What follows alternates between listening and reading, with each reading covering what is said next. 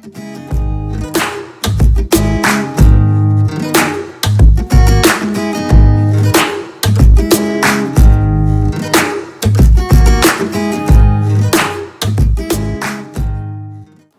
Viewers, সবাইকে স্বাগতম জানাই টেক নিউজ 365 ইউটিউব চ্যানেলে।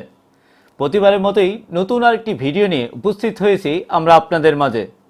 আমরা সবসময় চেষ্টা করি কোনো না কোনো গুরুত্বপূর্ণ ভিডিও আপনাদের সামনে উপস্থাপন করার। আজকেও কিন্তু তার ব্যতিক্রম নয়। আরেকটি কথা না বলে নয়, বর্তমান সময়ে ইন্টারনেট একটি অপরিহার্য অংশ হয়ে দাঁড়িয়েছে আমাদের প্রত্যেকেরই জীবনে।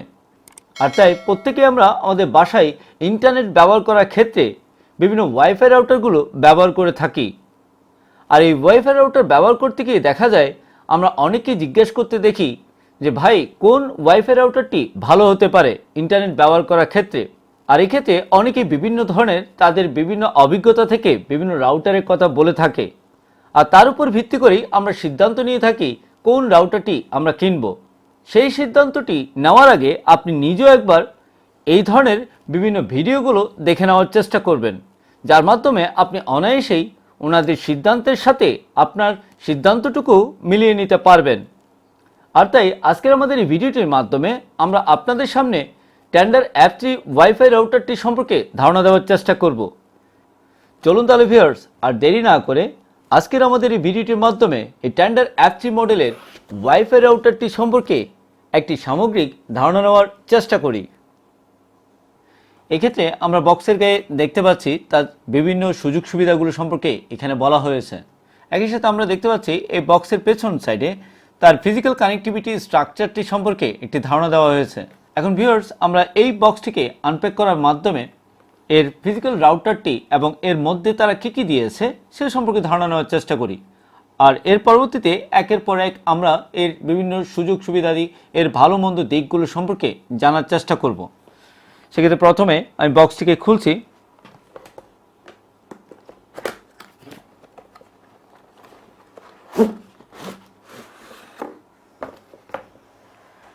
এক্ষেত্রে আমরা দেখতে পাচ্ছি এই বক্সের মধ্যে তারা একটি ম্যানুয়াল দিয়েছে। এই ম্যানুয়ালটির মাধ্যমে আপনি অনায়াসেই এই টেন্ডা F3 রাউটারটিকে কীভাবে ইনস্টল করতে হয় তার পদ্ধতিটুকু জেনে নিতে পারবেন। এর মধ্যে প্রথম আমরা দেখতে পাচ্ছি একটি অ্যাডাপ্টার, যে অ্যাডাপ্টারটির মাধ্যমে আপনি এই টেন্ডা F3 রাউটারটিকে পাওয়ার দিবেন। আপনারা নিশ্চয়ই দেখতে পাচ্ছেন এই অ্যাডাপ্টারটিকে।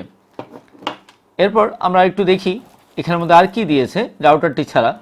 এখানে আমরা দেখতে পাচ্ছি একটি তারা শর্ট কেবল দিয়েছে, যে কেবলটির মাধ্যমে আপনি আপনার এই রাউটারটিকে আপনার কম্পিউটারের সাথে কানেক্ট করার মাধ্যমে একে কনফিগার করে নিতে পারবেন।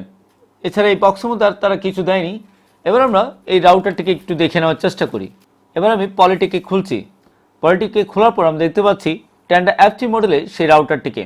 এই রাউটারটি একটি সাদা কালারের একটি রাউটার এবং এটির মধ্যে তিনটি অ্যান্টেনা দেওয়া হয়েছে এবং এই তিনটি অ্যান্টেনাকে আপনি অনায়াসেই বিভিন্ন সাইডে মুভমেন্ট করতে পারবেন। দেখুন, আমি মুভমেন্ট করে দেখাচ্ছি আপনাদেরকে। আপনার মতো করেই আপনি যেদিকে ইচ্ছে সেই দিকেই মুভমেন্ট করতে পারবেন।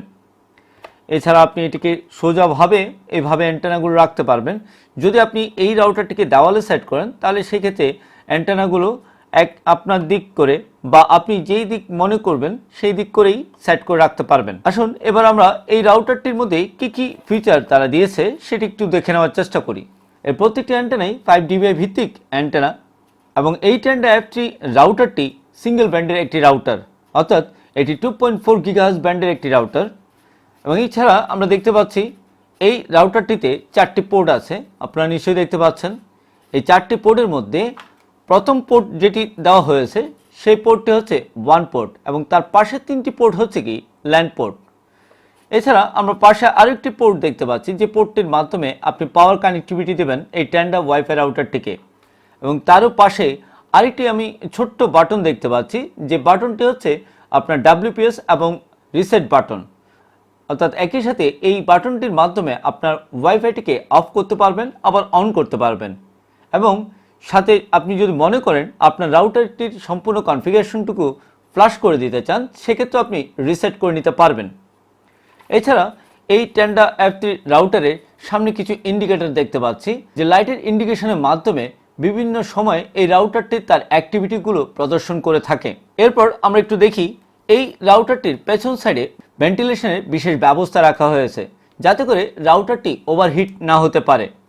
এছাড়া এই রাউটারটিকে ওয়ালে সেট করার জন্য ওয়াল মাউন্টের সিস্টেম রাখা হয়েছে এবং অপশনটি দেখতে পাচ্ছি আমরা।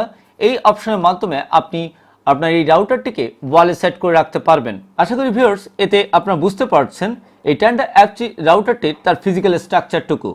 এবার তার কিছু সুবিধার কথা বলি।